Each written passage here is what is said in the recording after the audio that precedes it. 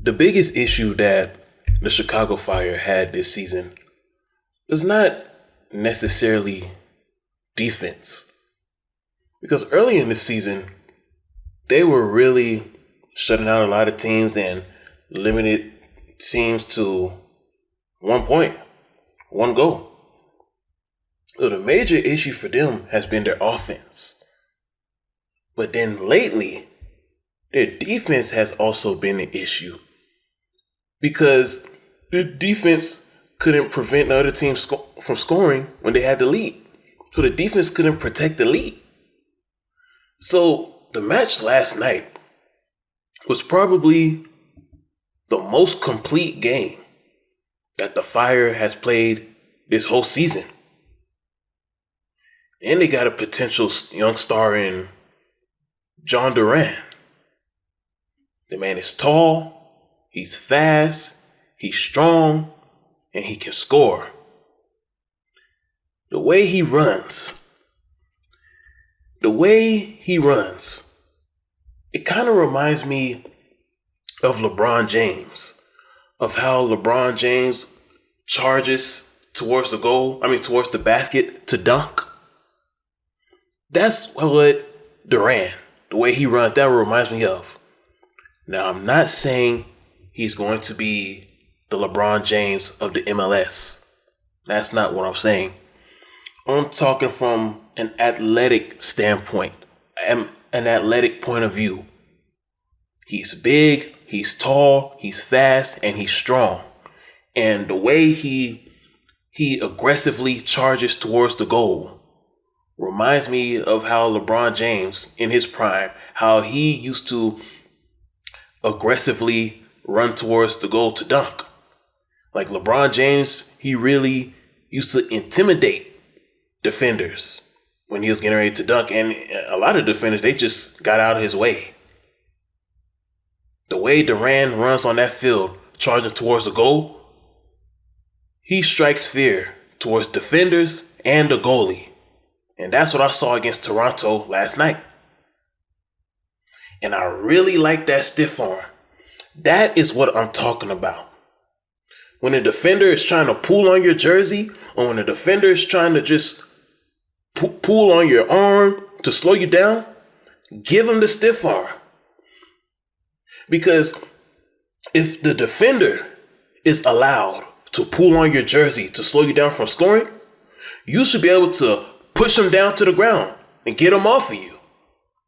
Because defense, the game already favors defense. So as a defender, if you're needing to pull a player's jersey, that should be an automatic foul. That should be an automatic yellow card every time. Now, I know Xherdan Shaqiri is supposed to be the star of this team because he's the highest paid player, not only on the team, but the highest paid player on the league. But it looks like Durant could emerge as that guy. Because, look, I don't talk too much about this, but another element to sports is there's a image perspective to this.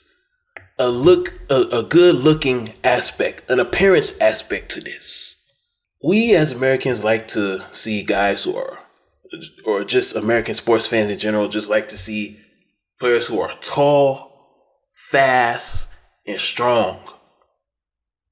That is why many people watch the NBA.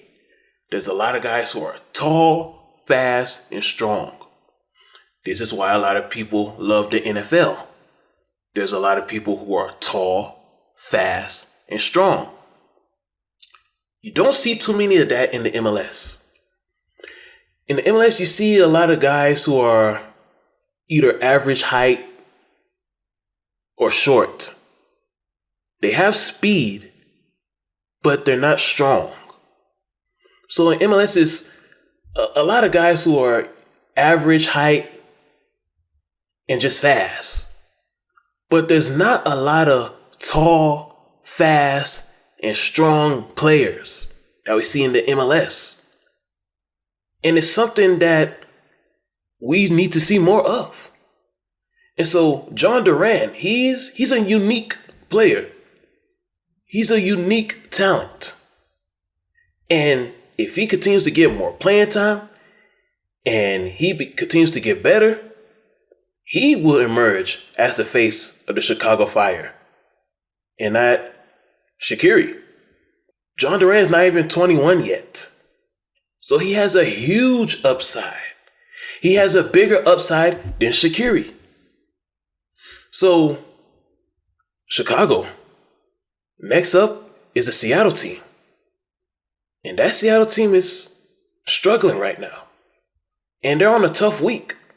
Yesterday, they flew to Nashville, then had to fly back to the Northwest to get ready to go on the road again to travel back out east to Chicago.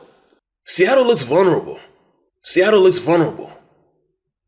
And if you're going to beat Seattle anytime this year, this season, or next season, Chicago, this Saturday is going to be the right time.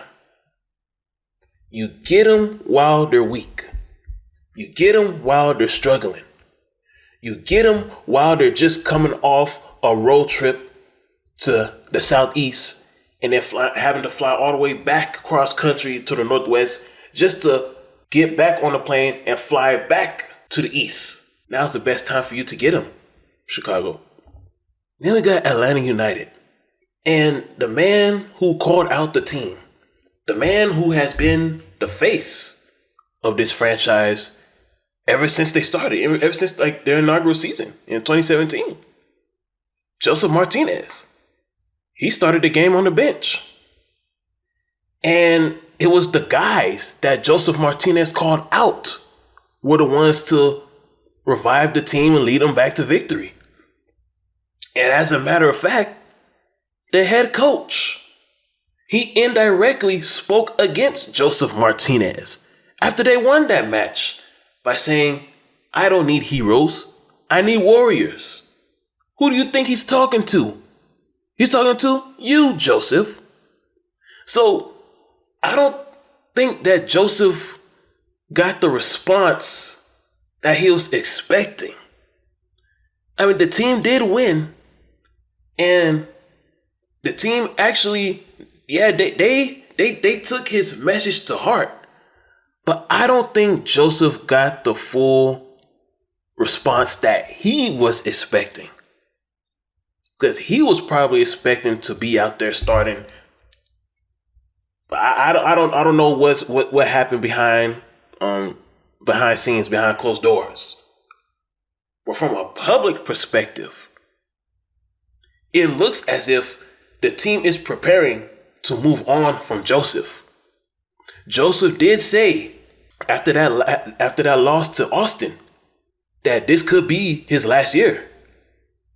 It looked like Atlanta United is saying this will be your last year, Josef Martinez. And if so, Atlanta looks like they're going to be in good hands by the collective effort, the collective group that they have. Now, let's just be honest. Josef is not that same guy that he once was like 3 or 4 seasons ago. As a matter of fact, Josef hasn't scored 20 goals since 2019.